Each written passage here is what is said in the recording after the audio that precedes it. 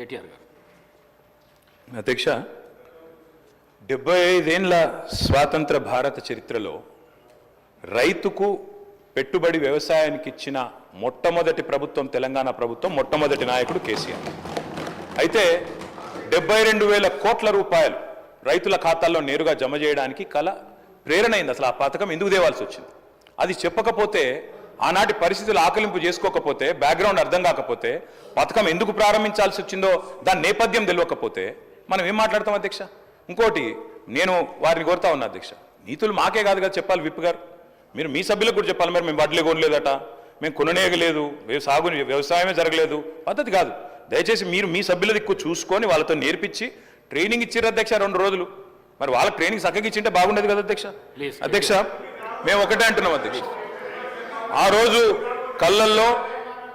రోజు రైతు కళ్ళల్లో ధైర్యం లేదు. ఉమ్మడి ఆంధ్రప్రదేశ్లో, తెలంగాణ ప్రాంతంలో కళ్ళంలో ధాన్యం లేదు. చిన్న రైతు పెద్ద రైతు అన్న తేడా లేదు అధ్యక్ష. 30-40 ఎకరాలున్న రైతు కూడా తెలంగాణలో, నేను చెప్పేది వాస్తవం కాకపోతే రేవంత్ రెడ్డిని అడగండి. ఎందుకంటే ఆయన మహబూబ్ నగర్ జిల్లా, వలసల జిల్లాగా పేరుపడ్డ జిల్లా. ప్రతి సంవత్సరం 14 లక్షల మంది వలసపోయే జిల్లా. అధ్యక్ష, కేటీఆర్ గారు సభానాయకుడు రేవంత్ రెడ్డి అని ఏకవచనంతో మాట్లాడకండి అధ్యక్ష. సభానాయకుడు గౌరవం అనేది గౌరవం ఇవ్వండి. రైట్, గౌరవం అనేది అధ్యక్ష, గౌరవం అనేది ఇచ్చి పుచ్చుకోవాలి అధ్యక్ష. ఇస్తాం, మేము కూడా ఇస్తాం. ఇవ్వకపోతే కేసీఆర్ గారు ఇష్టం వచ్చినట్టు మాట్లాడితే మేము కూడా అట్లే మాట్లాడాల్సి వస్తుంది అధ్యక్ష. దానికి మేమేం చేయలేం అధ్యక్ష.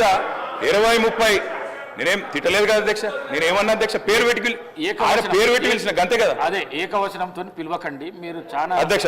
ఓకే రైట్ అధ్యక్ష. మీకు చెప్పాల్సిన అధ్యక్ష, 20-30 ఎకరాలున్న రైతులు కూడా, పాలమూరు లాంటి జిల్లాలో 20-30-40 ఎకరాలున్న రైతులు కూడా హైదరాబాద్కి వచ్చి కూలీ చేసుకునే పరిస్థితి అధ్యక్ష. ఇది వాస్తవం. ఎందుకంటే నీళ్లు లేవు, కరెంటు లేదు. అట్లాంటి పరిస్థితుల్లో రైతులు కూలీలుగా మారి అడ్డా మీది కూలీలుగా ఇక్కడ హైదరాబాద్లో పనిచేసిన దుస్థితి. అందుకే మేము 20 ఎకరాలు 10 ఎకరాలు 12 ఎకరాలని కోతలు పెట్టలేదు అధ్యక్ష. తెలంగాణ ప్రాంతంలో నీళ్లు లేక ఎన్ని ఎకరాలున్నా రైతు కూలీగా మారిపోయిన దయనీయమైన పరిస్థితి ఉండే కాబట్టే మేము ఆలోచన చేసినాం అధ్యక్ష. మేము ఆనాడు మొట్టమొదటి ప్రాధాన్యతగా తెలంగాణ రాష్ట్రం ఏర్పడిన తర్వాత వ్యవసాయ రంగాన్ని తీసుకున్నాం. వ్యవసాయ రంగం, సాగునీటి రంగం. ఎందుకంటే నీళ్లు, నిధులు, నియామకాలను ఉద్యమ కాలంలో మేమే చెప్పినాం అధ్యక్ష. అందుకే నీటి విషయంలో ప్రతి నీటి బొట్టును ఒడిసి పట్టి గోదావరి కానీ కృష్ణ కానీ సాగునీటి అందించాలి, ఖచ్చితంగా రైతుల బీళ్లకు ఖచ్చితంగా నీళ్లు ఇవ్వాలని ఒక ఎజెండాతో పనిచేసినాం. ఆ పునర్నిర్మాణ కార్యక్రమం తీసుకున్నాం అధ్యక్ష. అందులో భాగంగానే అధ్యక్ష, రైతు చల్లగా ఉంటే పల్లె చల్లగా ఉంటుంది అధ్యక్ష. పల్లె కూడా అందరూ బాగుంటారు. ఎందుకంటే గ్రామీణ ఆర్థిక వ్యవస్థకు రైతు కేంద్ర బిందువు. ఆ రైతు బాగుంటే రైతు చుట్టూ అల్లుకున్న అన్ని కుల వృత్తులు బాగుంటాయి అధ్యక్ష. ఆ ఉద్దేశంతోనే వ్యవసాయాన్ని స్థిరీకరించాలనుకున్నాం. మేము రైతు బంధు పెట్టింది ఊరికైనా పెట్టలేదు అధ్యక్ష. మా ఉద్దేశం వ్యవసాయ స్థిరీకరణ, వ్యవసాయ స్టెబిలైజేషన్, అగ్రికల్చర్ స్టెబిలైజేషన్. ఆ కార్యక్రమంలోనే కొన్ని విప్లవాత్మకమైన కార్యక్రమాలు తీసుకున్నాం అధ్యక్ష. అందులో ముఖ్యమైనది అధ్యక్ష 24 గంటల నిరంతర విద్యుత్. తెలంగాణ వచ్చినాడు అధ్యక్ష, కరెంటు లేదు.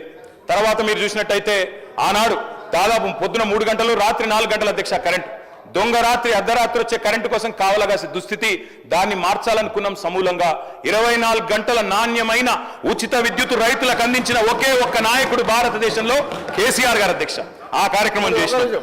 అదేవిధంగా మంత్రి గారు కోమటిరెడ్డి వెంకటరెడ్డి గారు మీ అనుమతితో పర్మిషన్తో సభను ఎప్పుడు కూడా తప్పుతో పట్టించే విధంగా 10 ఏళ్ళు మంత్రిగా పనిచేసిన సీనియర్ శాసనసభ్యులు